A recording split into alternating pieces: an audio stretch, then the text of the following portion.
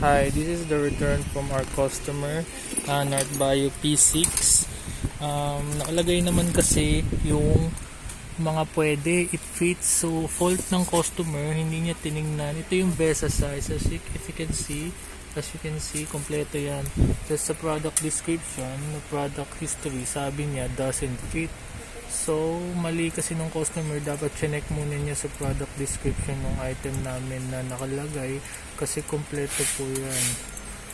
So, ito po yung PC. Dito siya bumili. Kompleto po yung nakalagay dyan.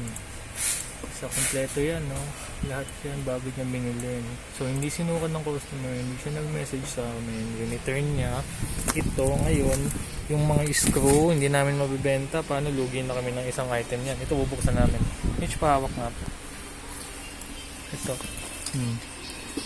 Ito yung return. Ito yung airway bill. So, bubuksan na natin. So, ako kasi kalas-kalas na eh. Pag inalog mo, ayun. Hindi man lang nag-chat sa amin magpatulong. Meron naman na kami nire-recommend ang ibang extension. Return na lang basta. Paano namin masusolusyonan yung mga ganitong scenario? Return na lang, tapos basta bahala na. Kawawa sa left.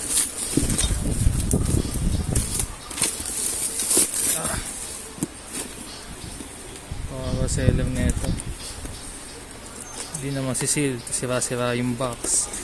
Ayan o, gutay-gutay na. May tape. Lugi namin ng 1,000 plus na ito. Oh, tanggal na. Although ano pa naman, pero yung screw kasi yan yung mabibilang kung ano-ano pa. Bukas na yung plastic, may gasgas pa yung iba. So dapat tinignan mo niyo yung product description kasi compatible naman almost lahat.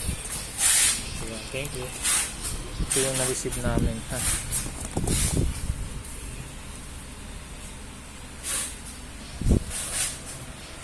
So return ng customer.